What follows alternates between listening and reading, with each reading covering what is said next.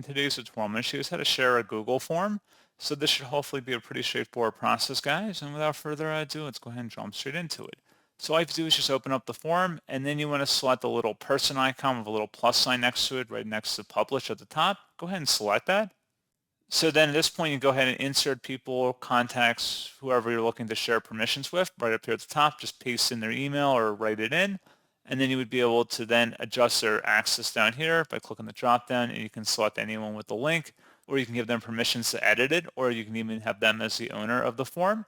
And that's pretty much it. So pretty straightforward process, guys. And as always, thank you for watching. I do hope that was able to help you out, and I do look forward to catching you all in the next tutorial.